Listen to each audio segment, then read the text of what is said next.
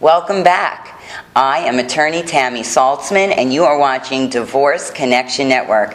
Hi, today we're here with Marc Hurwitz. Hi, Marc. Hi, Tammy. How are you? Doing good, thank you. Marc is one of my coolest guests. He is a private investigator. He owns Crossroads Investigations, and he has been in private practice for the last 6 years. And I have used his services personally to do some background checks, and he does a great job. His background, believe it or not, is he worked in the White House and for the CIA. That's cool. Hi, Marc. Hi, Tammy. Good to have you here. Thank you so much for having me. So, I know in my personal experience, I've used a private investigator one time. My ex-husband moved in with a woman that I got a really bad vibe about. And at the time, my son was about 9 years old. And I was very concerned about who this woman was and who my ex-husband was exposing my son to.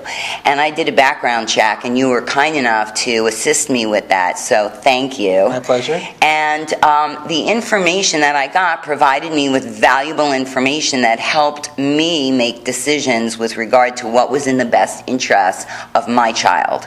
And so I know that there is a need for private investigation services, and I know that sometimes clients, feel that they need the services when they really don't.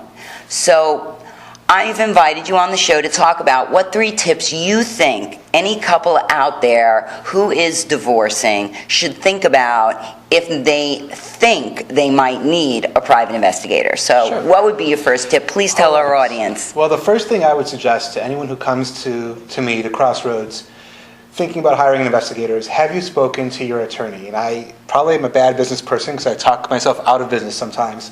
But people make decisions on an emotional state sometimes, and it's not going to help them in court. So I want to make sure that they're making their decision based on a legal foundation and not an emotional one, because otherwise they may be just spending good money after bad. That's a great tip. So sometimes you don't really need a private investigator, and sometimes you do need a private investigator. One of the things, if a client comes in and says, my husband's having an affair, my number one question is he spending money on this woman? Is he have an apartment for her? Is he getting her a car? Is he taking her on lavish vacations? Is he buying her jewelry? This is what would affect the divorce more than he has some girlfriend. That's right. I mean, people think that that's what they need to get a divorce in Florida. And they're looking for that evidence, when in fact they may not need that evidence. But they do need some of these other contingent piece of information that a lawyer can advise them. Right. So what Marc is saying is that in Florida, you don't need a reason to get divorced. This is a no-fault state. If someone has an affair, it doesn't make them bad, it doesn't make them wrong, and it doesn't make the court favor you over the other spouse. The only favor that you would get is if you could prove that there's been monies, marital monies, expended that you would be entitled to a credit back. So not always do you need a private investigator. If your spouse is going to someone's home for home-cooked meals all the time, for company, that's not something that we care about. Right, but there are cases where you may need an investigator, and in that case you would need surveillance. Yes, let's talk about, that's your second tip. So when would a spouse need surveillance, and how would they best utilize you? Right, so when someone hires Crossroads for surveillance, I always advise we need to know something about when are we going to look, because surveillance can get very expensive very quickly if you just have someone sitting in a car for 8 hours or 10 hours a day. We need to know, do you suspect that your spouse may be going out with someone when they're saying they're doing something else during a specific time window? Right, so that would be quite commonly, I'm working late tonight, or I'm entertaining clients tonight, I'm going on a business dinner. Those are common things that you would hear. Or I'm heading out of town for a business trip, and you might want to know, is the spouse inviting a guest to join them? Exactly.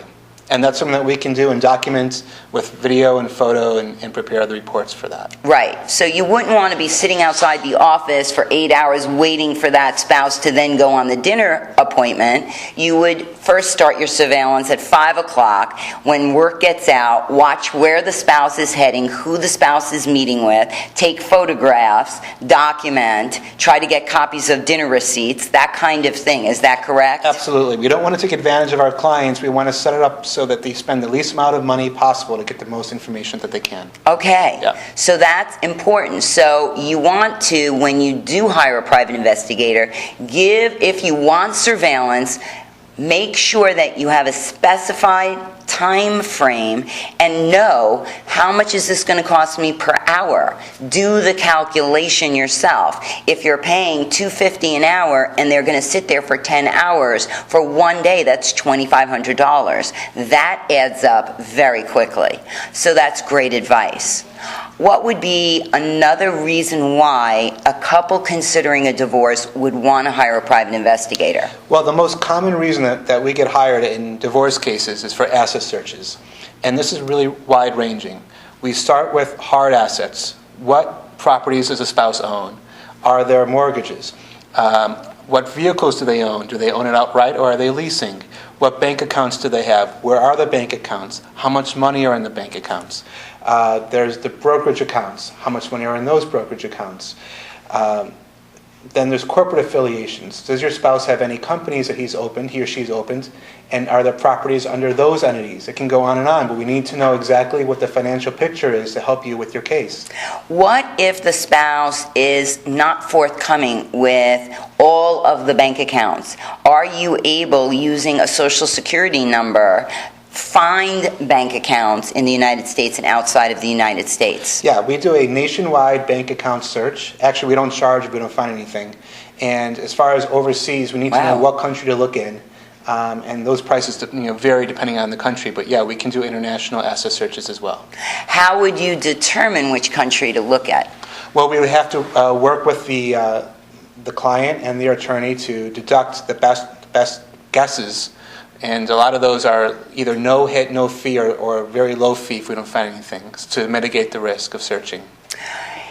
Can you address at all, and I know this is not your area, but a lot of times spouses want to do their own investigations, and they sometimes put GPSs on their spouse's cars, or they put surveillance cameras in the home, or they put a recording device on a phone. Can you discuss the legalities and the implications of those kinds of things? Every one of those issues you just mentioned have several legal implications. You need to know the law. You need to have someone working with you who knows the law. Otherwise, the evidence you can collect may not be usable in court. For example, in Florida is a two-party state for audio recording, two-party consent. If you don't have both parties' consent, that's illegal to tape record someone. Putting a GPS tracker on a vehicle, you have to have the owner of the vehicle's consent to put that GPS tracker on there. That's why normally we don't do that. It's not legal. Of course, if you have minor children, that's a different story. No, so, these are some of the things that as a divorce attorney I hear. People come to me with tapes and they're like, listen to this. And I'm like, we can't use that. So I recommend that if you have a criminal attorney that you're friendly with, ask a criminal attorney what the laws are with regard to doing your own type of investigation. Another person to ask would be a police officer, right, or an FBI agent, and make sure that whatever you're doing, you're not cutting your nose to spite your face, so to speak, because someone could press charges against you. Is that correct? Absolutely. And I'm always available to answer questions when people call. And Marc is available. So Marc's website and contact information will be available after the show on divorceconnectionnetwork.com. And we hope that you feel free to reach Marc there if you have any questions. And please feel free to find a family law attorney that will give you a free consult so that you can determine whether or not you even need to use a private investigator. And finally, be careful. If you are doing your own investigation work, make sure what you're doing is legal. Thanks for joining us. Marc, so nice to have you here. Thank you so much, Tammy.